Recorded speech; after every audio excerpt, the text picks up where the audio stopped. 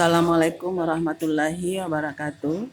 Selamat pagi, salam sejahtera untuk kita semua. Baiklah, kita mulai pembelajaran di kelas 9, pertemuan yang kedua. Permasalahan keberagaman dalam masyarakat Indonesia.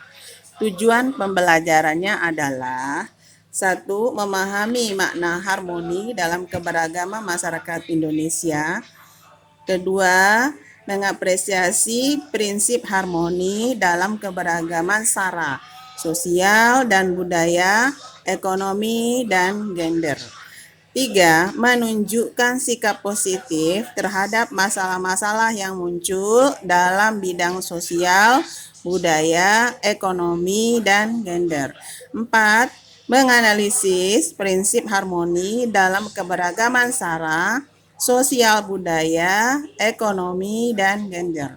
Kemudian 5, menyampaikan hasil analisis prinsip harmoni dalam keberagaman sara, sosial, budaya, ekonomi, dan gender ya. Bentuk keberagaman masyarakat di Indonesia adalah mencangkup keberagaman agama atau kepercayaan, keberagaman suku, keberagaman ras, keberagaman adat dan istiadat, keberagaman bahasa, dan lain sebagainya. Yang kedua, keberagaman masyarakat ini menjadikan Indonesia sebagai bangsa yang majemuk. Penyebab konflik di masyarakat. 1. Tidak adanya persamaan pandangan antar kelompok. 2. Norma-norma sosial tidak berfungsi dengan baik atau sebagai alat untuk mencapai tujuan. 3. Adanya pertentangan norma di dalam masyarakat. 4. Sanksi terhadap pelanggaran norma tidak tegas. 5. Tindakan anggota masyarakat tidak lagi sesuai dengan norma yang berlaku. 5. Terjadi proses disosiatif atau proses mengarah pada persaingan tidak sehat. Ada beberapa daerah di Indonesia yang memiliki sistem kekerabatan yang masih kuat. Sistem kekerabatan itu adalah: 1. Parental, menarik garis keturunan dari ibu atau ayahnya atau penerus keturunan dalam setiap manusia. Yang kedua, kedudukan laki-laki dan wanita sama. Ini biasanya di daerah Jawa. Yang kedua, patrilineal, menarik garis keturunan dari bapak. Seperti di daerah Sumatera Utara atau Batak ya. Yang ketiga, matrilineal, menarik garis keturunan dari ibu. Seperti Sumatera Barat. Dampak negatif keberagaman masyarakat di Indonesia. 1. Terjadinya konflik dalam masyarakat. 2.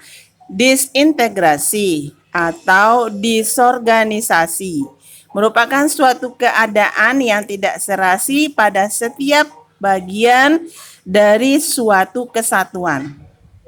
Yang ketiga, terjadinya primordialisme, yaitu pandangan yang berpegang teguh pada hal-hal yang dibawa sejak kecil, baik mengenai tradisi, adat istiadat, kepercayaan, maupun segala sesuatu yang ada di lingkungan pertamanya. Yang keempat, fanatisme yang berlebihan, yaitu paham yang berpegang teguh secara berlebihan terhadap keyakinan sendiri, sehingga menghadap salah terhadap keyakinan orang lain. Macam-macam konflik dalam keberagaman masyarakat. 1. Konflik antar ras. Contohnya, konflik antara orang kulit hitam dan putih. 2. Konflik antar suku. Konflik antara suku Dani dan suku Moni di Papua. Konflik antar agama. Masalah Ahok yang diduga melakukan penistaan terhadap Al-Quran. Konflik antar golongan. Contoh perseteruan antara pendukung Prabowo dan Jokowi dalam Pilpres. Konflik ideologi. Pertentangan dalam masyarakat antara ideologi Pancasila dan ideologi komunis. Ideologi politik, ya, pertentangan kepentingan antara pemerintah dan orsospol di masyarakat.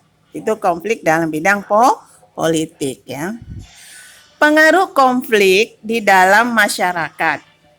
Ada dampak positif, konflik adalah sebagai berikut. 1. Memperjelas aspek kehidupan yang belum tuntas. 2. Penyesuaian kembali norma-norma dan nilai. Kemudian yang ketiga, meningkatkan solidaritas. Sedangkan dampak negatifnya adalah sebagai berikut. 1. Memicu rusaknya hubungan antara individu dan kelompok. 2. Memakan korban berupa kerusakan harta benda dan nyawa manusia. 3. Berubahnya kepribadian para individu yang terlibat, baik yang mengarah pada hal-hal positif maupun negatif. Akibat yang ditimbulkan dari konflik. 1. Perpecahan di dalam masyarakat. 2. Kerugian harta benda dan korban manusia. 3. Kehancuran nilai-nilai dan norma sosial yang ada. 4. Perubahan kepribadian. Upaya pencegahan konflik yang bersifat SARA. 1. Cara preventif adalah upaya yang dilakukan untuk mencegah terjadinya masalah atau sebelum masalah itu terjadi. Yang kedua, cara represif adalah mengatasi masalah pada saat atau setelah terjadinya masalah, seperti penangkapan, pembubaran paksa. Upaya pencegahan konflik yang bersifat SARA. 1. Berdoa kepada Tuhan Yang Maha Kuasa. 2. Mengendalikan emosi. 3. Jangan memanggil orang lain dengan julukan berdasarkan SARA. Jangan menghakimi dan berpikiran negatif tentang suku, agama, ras, dan golongan yang berbeda. 5. Jangan memaksakan kehendak kepada orang lain. Contoh perilaku yang sesuai dalam penyelesaian konflik di berbagai lingkungan. 1. Lingkungan sekolah. 1. Saling menghargai. 2. Taat kepada guru. 3. Patuh kepada peraturan sekolah. Di lingkungan masyarakat, 1. Contoh perilakunya adalah menghargai. 2. Mengikuti gotong royong. 3. Menghormati orang yang lebih tua. Di lingkungan negara, contoh perilaku yang sesuai untuk penyelesaian konfliknya adalah taat kepada norma-norma yang berlaku. 2. Taat kepada undang-undang. Yang ketiga, taat kepada Pancasila atau taat kepada Undang-Undang Dasar 1945. Demikianlah materinya.